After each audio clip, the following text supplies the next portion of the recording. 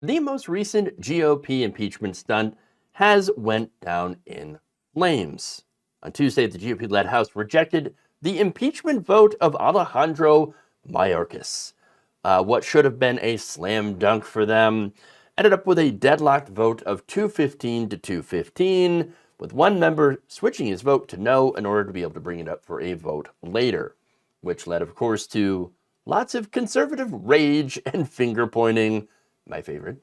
The Daily Beast reported that following a vote, a visibly frustrated Representative Troy Nehls fumed, saying, "We should have gotten this done. I think here's just another opportunity for the Republicans to show the American people we're serious about border security." Hey, these are the same Republicans that tanked their own border bill. Hilarious. Oh yeah, we're really serious about border security, except for the fact that we refuse to do anything about the border because Donald Trump wants to run on the issue. Oops. He also said, "We have an administrator over here that doesn't care. The American people are dying every day from fentanyl. He lies to the American people on the camera. And what do? We don't do anything." Well, here's one thing he's right about. They meaning Congress, don't do anything. Yes. Now, is fentanyl a serious issue? Absolutely. It's brought on first by pharmaceutical companies who overprescribed opioids to those who may not have needed it, and then when caught, massively restricted it, not only for people who don't necessarily need it, but also for those who do. There are pain patients that do legitimately need opioids that get cut off. Now, this led, of course, this led to more demand for cheaper and more powerful, not to mention more deadly alternatives to be supplied by drug cartels. To stop the cartels, you need to disempower them by reducing demand for the drugs, not by launching missiles into Mexico or something, as Republicans have talked about. Now, the thing is, the drug war is a gigantic waste of money that could be used for things like healthcare, addiction services, and mental health treatments that could break the cycle of addiction. But back to the vote, right?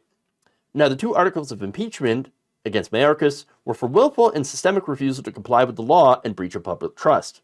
They narrowly failed after 3 Republicans joined every Democrat to vote no. A source close to GOP leadership told the Daily Beast that people aren't upset, they're embarrassed. What are Mike Johnson and Steve Scalise doing? Can Louisiana's finest not whip votes? Imagine if they're in charge when we're in the minority next year. Now, with this failing, the Republicans have also realized that the effort to impeach Joe Biden will also fail, not just in the Senate, by the way, but in the House. Here is Nehls, back to him. "I've always said that I think you have a better opportunity to impeach Mayorkas than Biden. I don't think we have the will to do it. Shameful. Shameful. Indeed." Ahead of the vote Tuesday afternoon, Representative Ryan Zinke told the Daily Beast that he would be shocked if Mayorkas' impeachment failed. Well, hey, Zinke, are you shocked? You should be. Now, he said, "It's extreme, but there are very few secretaries either that have been negligent in their duties like Mr. Mayorkas."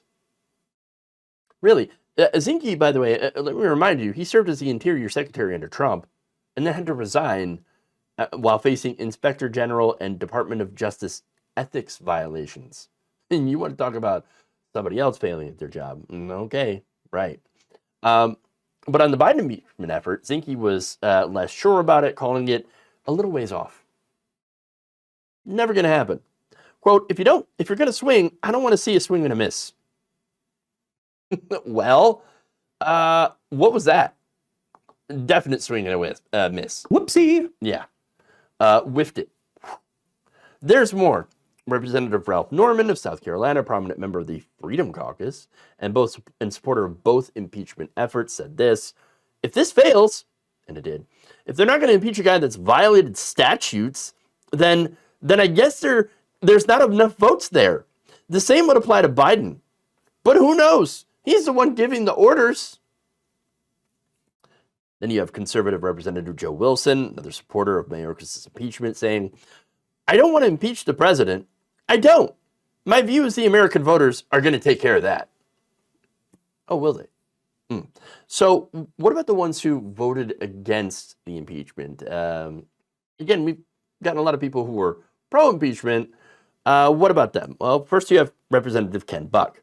Now, he argued last week that a policy disagreement does not meet the quote-unquote high crimes and misdemeanors standard that you would need for impeachment. And he's right about that.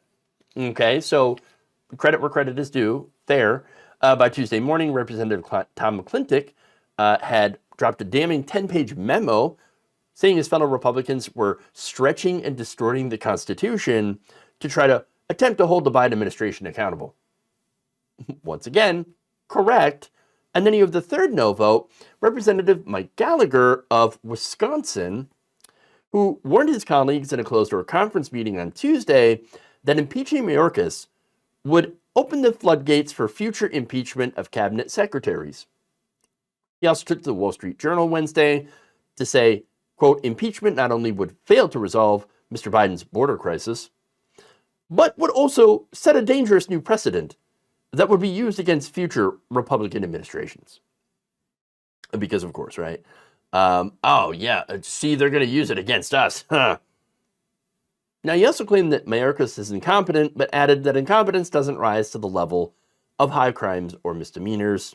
Well, you're right on that. That's a nice defense, too, that I'm sure no Republican will try to argue in the future.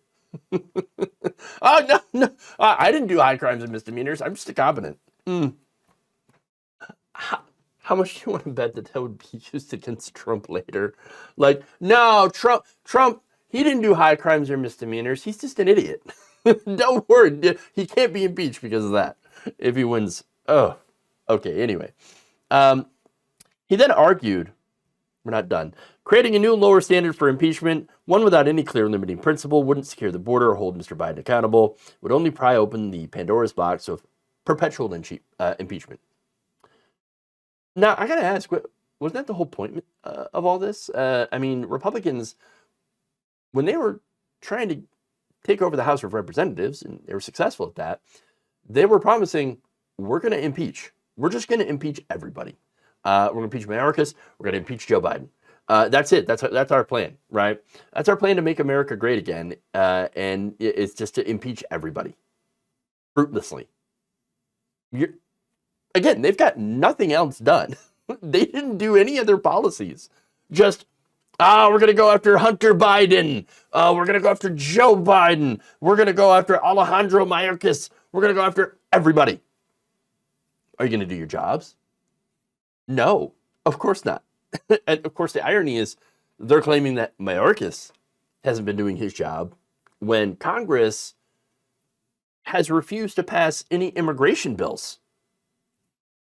Look, at the border, there needs to be more border judges. There needs to be more funding in order to expedite cases, asylum claims, and to make sure that people that are crossing into this country and claiming asylum are able to be vetted, obviously, in a quick manner, as well as making sure that they have the infrastructure to take care of the levels of migration that we're seeing right now, which are quite high.